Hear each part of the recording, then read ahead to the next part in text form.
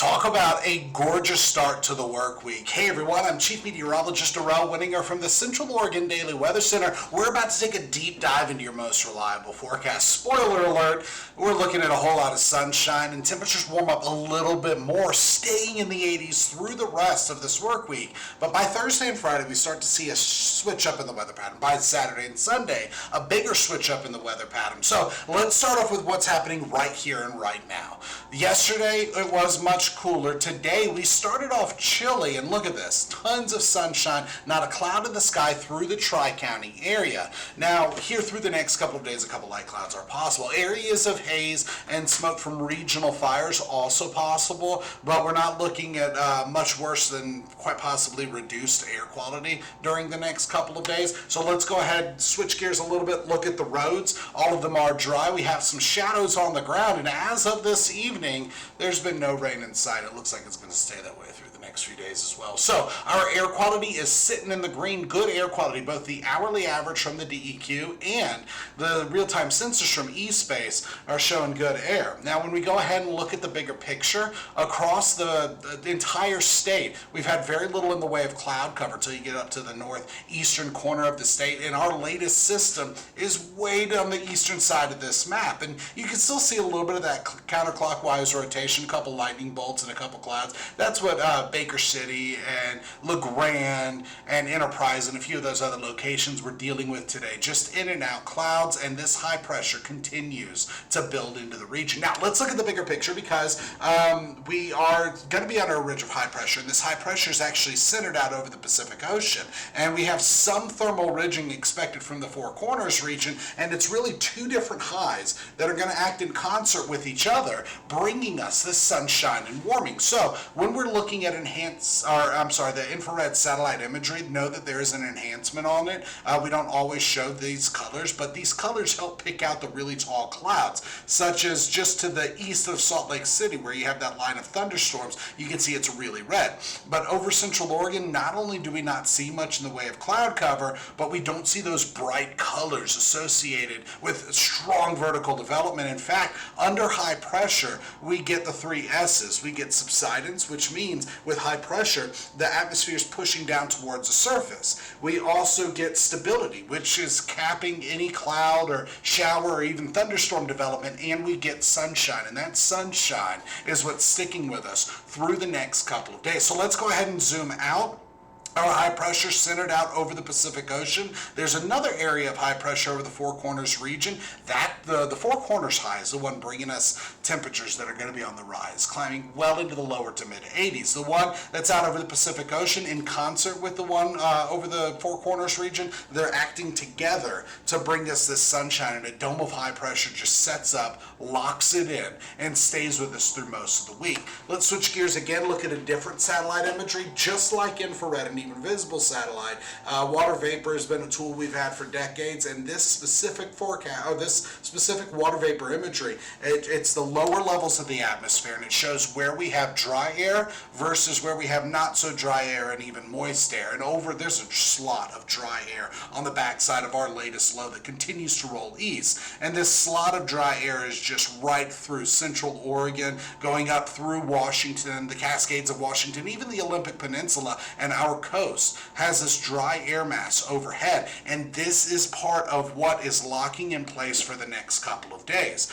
So speaking of dry, when it comes to relative humidity, remember these are all measured in percentages, and we're sitting in the teens and 20s with 33% relative humidity in La Pine. In our higher elevations, not as dry. Nevertheless, it's pretty dry. We have tons of sunshine. Temperatures are warming up, and here through the next couple of days, we stay in this weather pattern. High temperatures in the last 24 hours were mostly in the 70s, with 68 in Sun River, so not quite into the 70s, but also 61 in Pine Mountain, 66 in Maury Mountains, and that's pretty much where we're sitting right now. A couple exceptions. Sisters is now down into the 60s, and we have 79 degrees in Warm Springs, all the way to 68 in Sun River. So not too broad of a range of temperatures. Nevertheless, we are still running between 5 and 12 degrees warmer than we were just 24 hours ago. So that's warm-up day number one.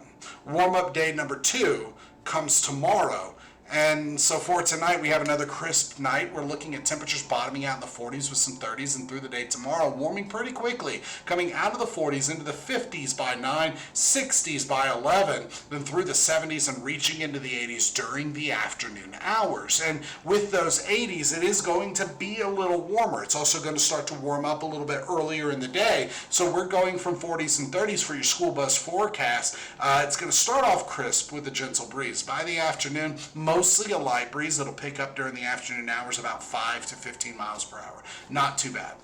So this is actually going to put us near and a little above the average high of 79 degrees. And remember, it's 79 is the average high in Redmond, 76 is the average high in Bend. And going forward past that, through the next couple of days, we keep the sunshine. So we're going to do a little switcheroo on you. I have several different forecast models. The first one we're going to start with is just looking at surface temperatures. And on this forecast model, I also put streamlines, and that shows you the directional flow of the wind. Close to the surface, not quite on the surface, and then you can see that low pressure and cold front way offshore. You can see the high pressure just to our south and the low pressure just to our north. And the reason I'm starting with this one is we're not looking at any rain, so we got to look at it from a different angle. So through Tuesday, we keep that sunshine. The warming begins, highs reach into the 80s. By Wednesday, still unseasonably warmer, sunny and dry with a light breeze. Highs in the 80s. Now, by tomorrow, we're lower to mid 80s. By Wednesday, we're mostly mid 80s, and so we bump up a little bit more just before Thursday and Friday. Thursday and Friday is when we start to see the effects of a couple of tail ends of weak systems, and it pushes through. The first one pushes through Wednesday night going into Thursday. Now, temperatures dip down a little bit, still topping out in the 80s with a few 70s, and additional clouds are expected, but still no rain in sight. So let's go ahead and look at the temperature trend through the next 5 days. Some ups and downs are expected. Mostly though, our temperatures are staying above average for this time of the year. Some of those temperatures near average for this time of the year. And then by Saturday, we introduce a chance of sprinkles. Now, there's a difference because a couple of our forecast models actually show that we're introducing this chance of showers on Saturday. Some of them show that we're introducing it on Friday, and I'll show you the difference between the two. And really what I think is going to happen is I think this high pressure is going to linger on a little bit more and push that chance of rain back into Saturday. But there is still a very low chance of a few sprinkles on Friday. I could, in fact, be wrong, and we could actually see a couple sprinkles on Friday. Let's go ahead and look at it. Here's forecast model number 1. This is the one I typically use on air. So far this summer, it has been on point with a lot of the precipitation, especially when we're looking at sprinkles and not so much washouts.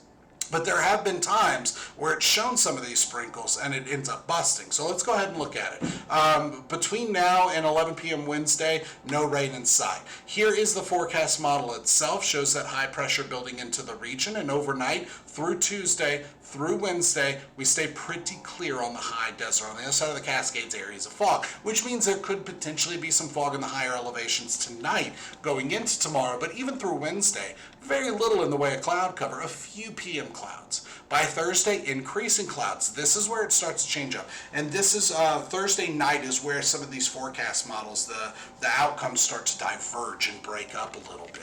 The first one shows that by Friday, there's a chance of some light showers. If this happens, we're looking at a bigger dip in temperatures than is in the forecast. Because in the forecast on Thursday, we top out at 83, and on Friday, we top out at 84. If we see this chance of rain, the high temperature on Friday is going to be closer to 80, maybe just in the 70s. So let's shift gears, look at a different forecast model. This is our long-range forecast model. It's the GFS. It's not as high definition, but it goes out much further, and it really helps paint the picture of what's going to happen days 5 through 8 and even past that. So by Thursday, it shows that plume of moisture already coming into the high desert, and by 11 p.m. more clouds. That's still on track with what we have. This specific one shows that Friday we catch more clouds. We see a few showers by the afternoon, and then they dry up, and then by Saturday and Sunday we keep that chance of rain. So currently the forecast has some sprinkles Friday night and then again on Saturday, and more showers possible on Sunday. But the potential change-up could be that we actually get some of the sprinkles Friday afternoon. It actually looks like some of these forecast models, since I did the forecast earlier today, are starting to line up with this chance of some sprinkles by Friday afternoon. So we're going to continue to watch that one. Either way, it's sprinkles. It's not a big deal,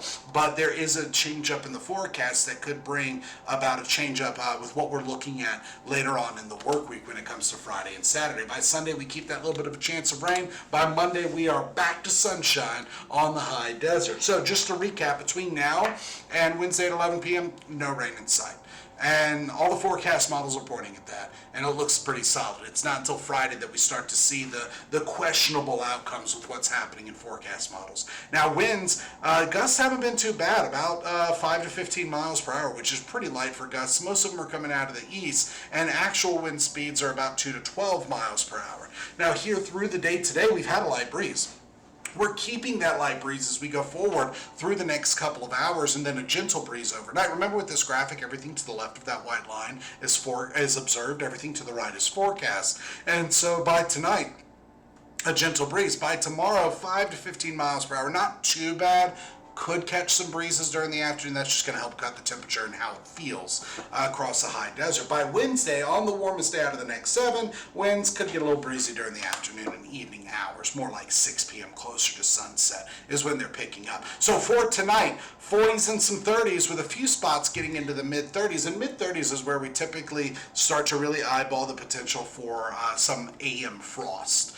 And at 35 to 37 degrees, might not be on the roads, but it could be on the grass. So for tonight, or for Tuesday, pardon me, we're talking 80s with a few 70s on the map, and then we get even warmer by Wednesday. Remember, Thursday and Friday is when we see this next shift in our weather pattern. I do think I'm going to add a little rain icon to Friday and then Friday night, but Saturday and Sunday is when it initially was, and that's when we get our next dip in temperatures. So by days, if today is day 1, by days 7 and 8, we're looking at a dip in temperatures for Sunday and Monday.